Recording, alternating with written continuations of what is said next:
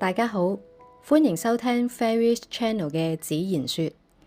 我係 Jenny 孫子言。喺眾多人生嘅難題入邊呢，人事問題相信都係佔咗一個好重要嘅位置。好多人呢，面對人事問題嘅時候，都會覺得好棘手啦，或者係控制唔到自己嘅情緒，或者係會做咗一啲事情冇彎轉，令到嗰件事或者係同嗰個人嘅關係更加差。咁面對人事問題嘅時候，我哋可以點樣去處理，或者係我哋可以用咩心態去面對呢？咁今集咧就會同大家分享下我自己面對人事問題嘅一啲處理嘅方式。咁啊，大家首先要記住呢個 point 先啦，就係我哋係冇辦法控制人哋點樣去對待我哋嘅，但係咧我哋係可以控制自己點樣去回應佢哋。呢個世界好多事情嘅發展咧，頭10% 可能係嗰件事嘅發生啦，但係之後嗰90% 咧就取決於我哋點樣去回應。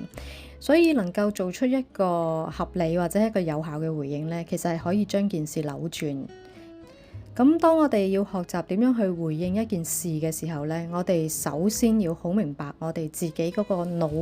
腦袋入邊嗰個思想入邊係植入咗一套乜嘢嘅程式。嗱，冇錯，其實我哋每一個人咧都有一套回應外界嘅一套嘅既定嘅程式，就好似電腦入邊嘅指令咁樣。面對特定嘅狀況咧，我哋就會有一套特定嘅回應嘅方式嘅。咁例如啦，舉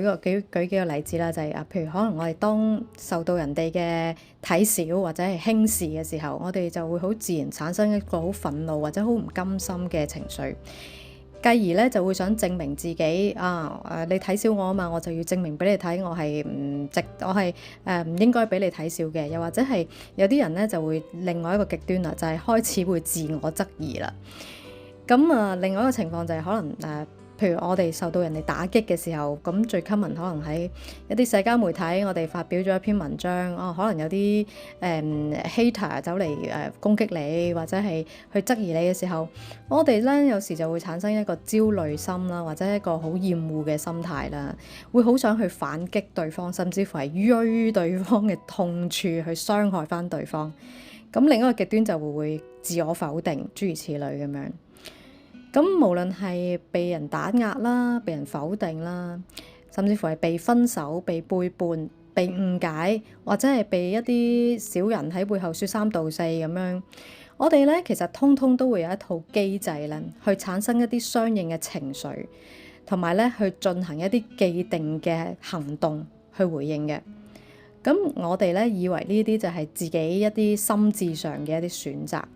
但其實咧，我哋睇唔到嘅呢啲，只不過係我哋被植入咗一套程式，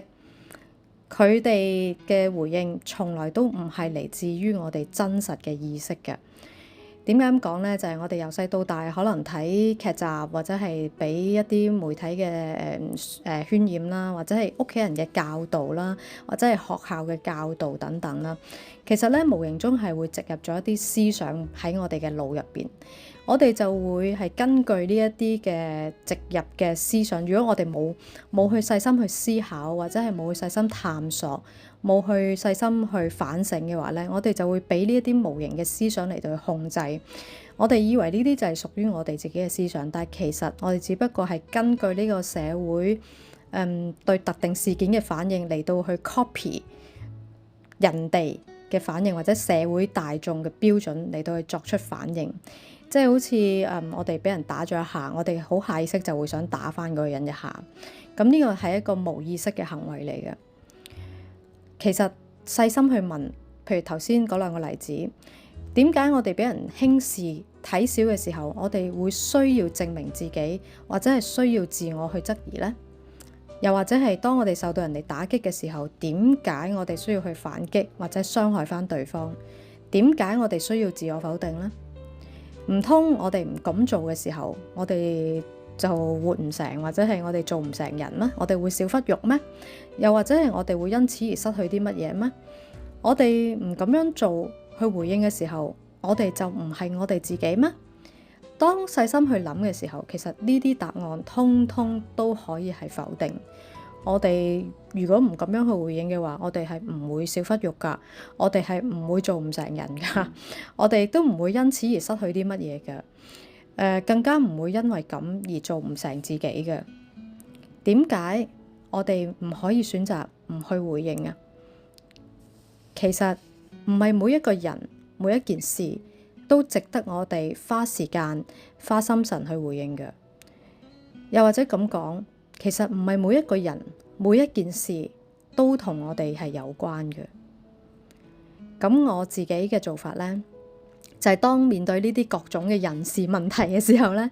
我首先就會問自己兩個問題。呢兩個問題呢，係好幫到我去過濾同埋即刻清醒，喺一個無意識嘅程式入邊走翻出嚟。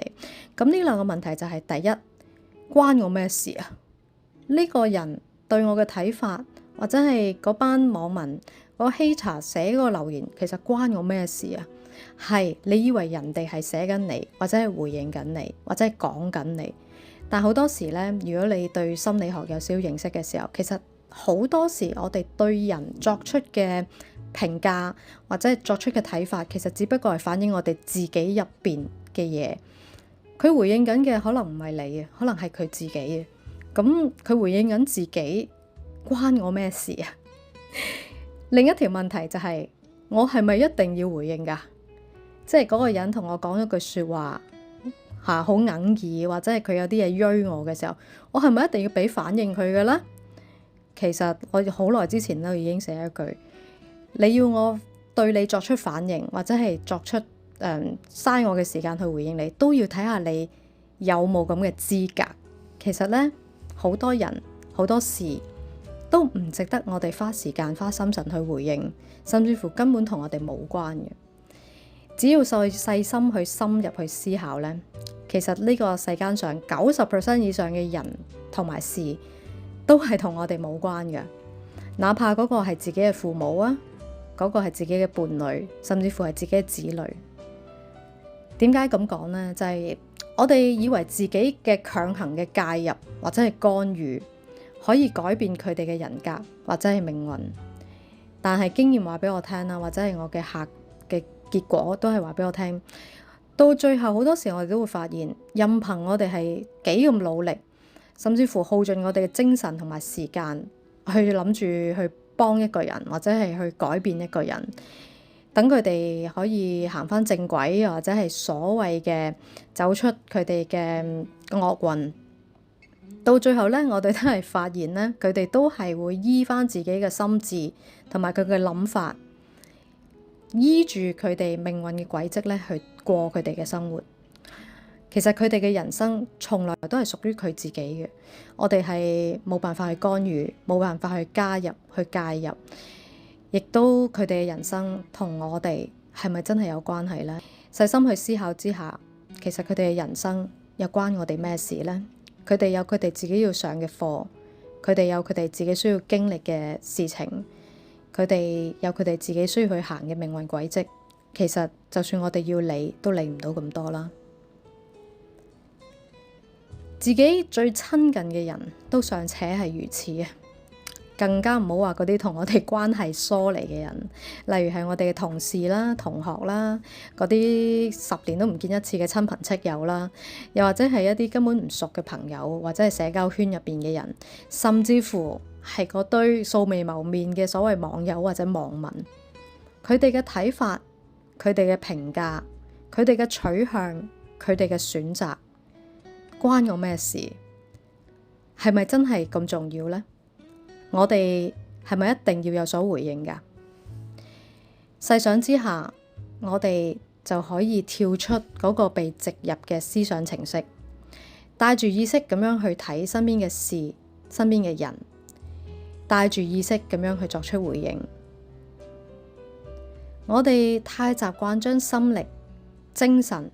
我哋嘅情緒同埋行動建立喺嗰啲去回應嗰啲同自己根本冇關係嘅人事上面，搞到咧自己患得患失，為咗迎合或者係滿足人哋而搞到自己疲於奔命，甚至乎係扭曲自我、迷失自己。佢係從來冇好好咁諗過應該點樣去善待自己，去照顧好自己。唔上心、唔回應，其實唔等於冷漠或者係無情。因為一個連自己都照顧唔好嘅人，一個冇力量嘅好人，其實邊度講得上能夠貢獻自己，又或者係惠及眾生啊？所以大家喺面對好多事情、好多人事關係上，都可以試下問自己嗰2條問題啊。係咪關我事㗎？我係咪一定要回應㗎？